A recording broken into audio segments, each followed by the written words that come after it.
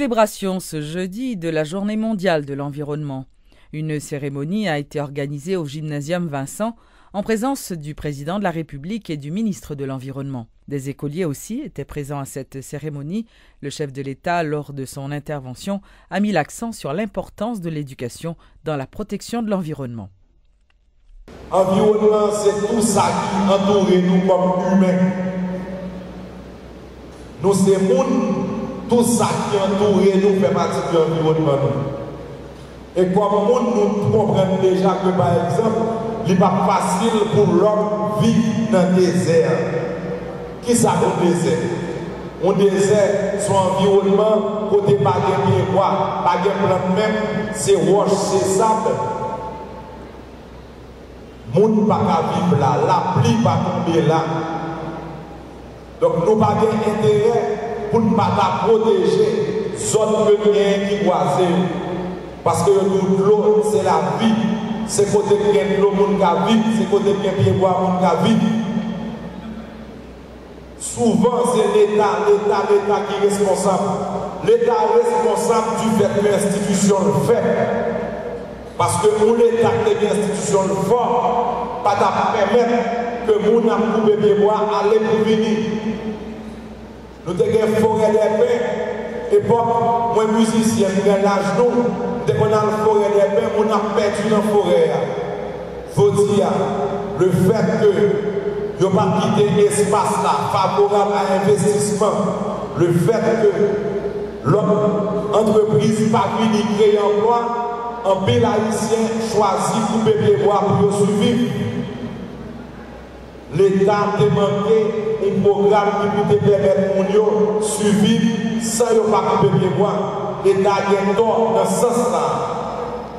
Mais les gens qui coupent les bois, il faut comprendre qui mal il a fait l'environnement.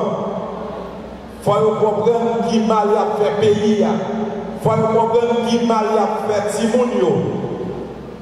Parce que ça n'a pris de Timounio, il doit être un trésor. Leur papa a un moment de travail pour petit tour ou l'éducation, son moyen pour quitter dans le même. L'autre qui était un caille ou bien un bel lac pour petit monde, son moyen qui était dans le même. Mais nous pas qu'à travail pour nous quitter un fouet cache pour caler nous demain. Sac charbon, nous pas tout dans le pays. Parents, petit monde, nous mangeons bagaille pour la terre. Si nous connaissons l'État nous fait et que l'État n'a pas qu'à ramasser, on peut mettre ça chez on a de l'autre côté.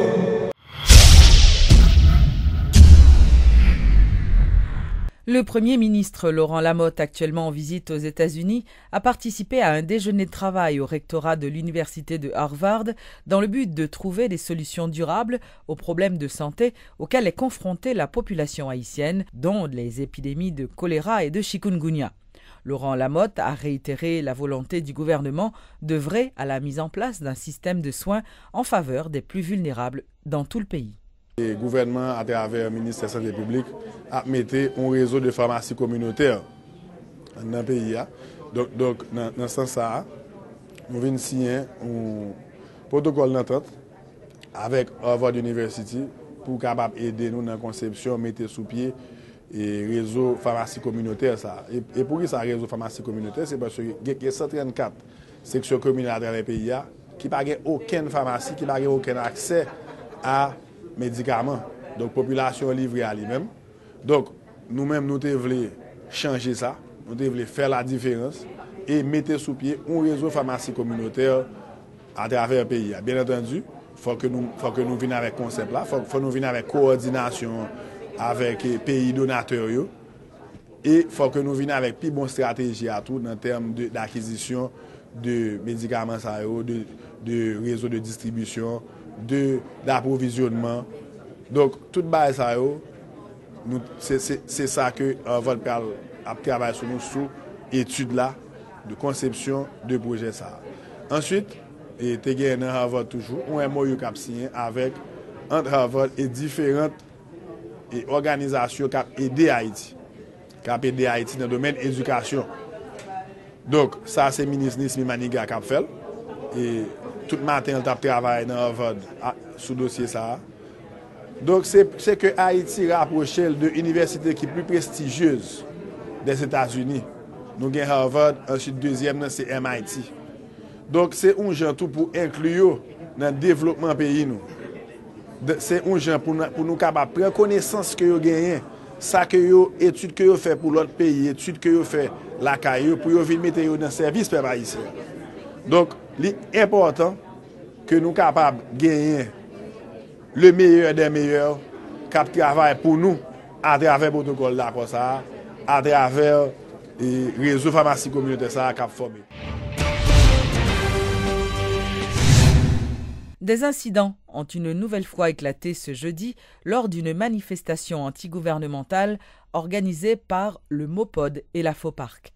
Évalués à plusieurs centaines, les manifestants voulaient une fois de plus se rendre devant le Palais national. La police les a dispersés à coups de gaz lacrymogène. Faut dire que de nombreux écoliers du lycée du 150e, situé non loin de là, sont tombés en syncope, incommodés par l'odeur du gaz lacrymogène. Comme de coutume, en colère, les protestataires qui avaient érigé des barricades de pneus enflammés à la rue Monseigneur Guilloux ont cassé plusieurs pare-brises de véhicules qui se trouvaient sur leur passage. Une nouvelle manifestation de l'opposition ce jeudi s'est soldée par des incidents. Des pare-brises de véhicules cassés, des barricades de pneus enflammés érigées. Sans ménagement, les forces de l'ordre ont tiré des bonbonnes de gaz lacrymogène pour disperser la foule au niveau de la rue Caproy.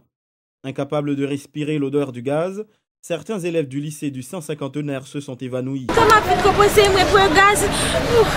Et à quel examen? Une heure.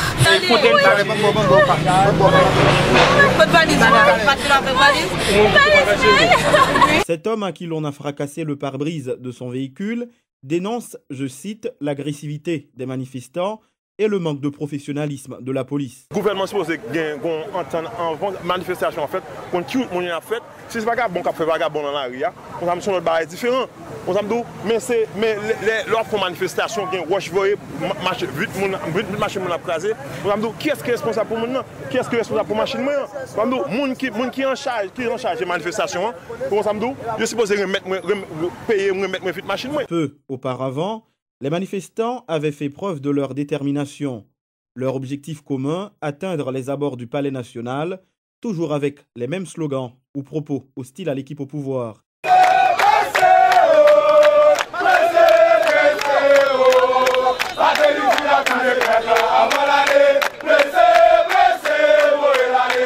À peine sorti de prison, le leader de la force patriotique de l'opposition démocratique Faux-Parc était bel et bien présent à cette manifestation. Ovationné par la foule, les quelques jours passés à la prison civile de l'Arcahaie ne semblent pas avoir coupé l'élan de Timothée Rony qui promet d'attiser le flambeau de la mobilisation anti-Martelly.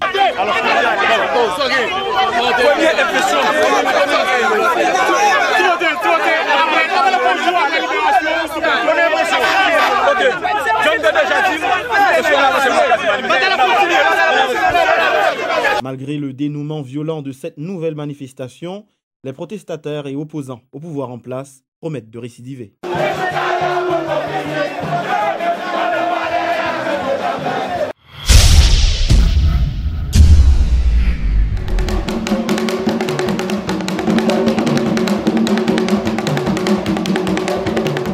L'Institut du bien-être social et de recherche, l'IBESR, se prépare à célébrer le Jour national de l'enfant le 8 juin prochain. Une cérémonie à laquelle avait pris part Sophia Martelly fut l'occasion pour la Première Dame de rappeler à tous que le gouvernement Martelly-Lamotte travaille dans le but de changer les conditions de vie des enfants de rue. Nos efforts doivent absolument tendre vers le bien-être physique, émotionnel et mental de chaque enfant. Mon plaidoyer s'inscrit donc dans une démarche de protection et d'encadrement des enfants à travers la famille et de responsabilisation des institutions qui ont pour tâche de veiller à ce que leurs droits soient respectés. J'ai une pensée spéciale pour les enfants restés avec. J'invite tous les citoyens, tous, indistinctement, à prendre des engagements fermes pour l'élimination de ce système dans notre pays.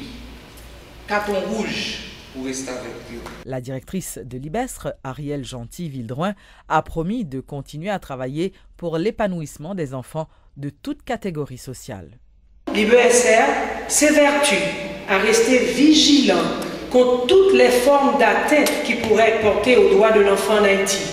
Le non-respect des droits des enfants doit interpeller nos consciences de façon collective, en réagissant comme un seul homme, une équipe, surtout que j'en suis la gardienne.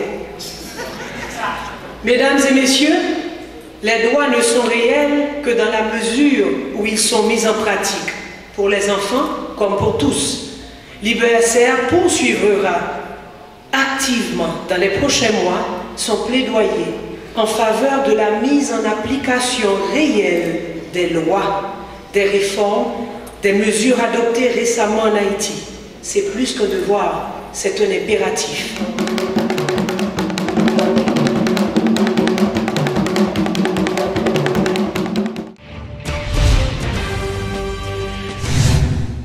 La Société haïtienne de pédiatrie tiendra son congrès les 12 et 13 juin à Port-au-Prince sur le thème « La pédiatrie haïtienne dans le contexte des objectifs de développement du millénaire ».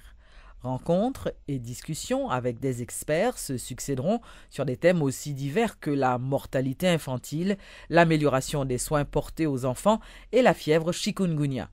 Suivez tour à tour les docteurs Jacques-Alain Pelletier et Florence Siné Saint-Surin. On va parler du chikungunya en long et en large. On va essayer d'avoir quelques statistiques, des experts qui vont parler, discuter de tout ça. Parce que le thème, quand même, c'est, vous pouvez voir sur le panel là, c'est la pédiatrie haïtienne dans le contexte des objectifs de développement du millénaire. Donc les 4e et 5e objectifs parlaient de réduction de la mortalité maternelle et infantile. Et donc, sur la mortalité infantile, je pense que nous sommes directement concernés en tant que pédiatres. C'est vrai que le ministère de la Santé publique, c'est l'instance nationale qui s'occupe de tout ce qui concerne santé publique, réduction de mortalité et tout. Mais en tant qu'association de médecins, nous avons quand même pas mal de travail à faire, ne pas attendre ce qui se fait au niveau national. Nous avons chacun des patients que nous voyons et nous pouvons faire la différence en améliorant les soins que nous portons à nos patients. Donc ça concerne la pédiatrie et les prestataires, les infirmières, les sortants, les pharmaciens, les laborantins. Donc en fait tout un chacun qui soit concerné de près ou de loin à un enfant et qui peut fournir des soins et une information, un geste peut sauver la vie de cet enfant. Donc ces informations-là, nous le leur apportons. Donc, alors, notre titre, c'est comme c'est bien souligné dans le contexte des objectifs du millénaire, comme tu le sais, c'est que on veut, en fait, l'objectif du millénaire, c'était qu'en fait, en 2015, nous ayons une nette régression du taux de mortalité infantile. Ensuite, à partir aussi de certaines pathologies qui tuent les enfants, à savoir la pneumonie, la diarrhée, la malaria, la rougeole. Et nos statistiques prouvent que nous sommes en nette régression, c'est-à-dire que nous ne sommes pas encore au pic de l'objectif qu'on voudrait atteindre, mais cependant, on est sur la voie et nous pensons être sur la bonne voie.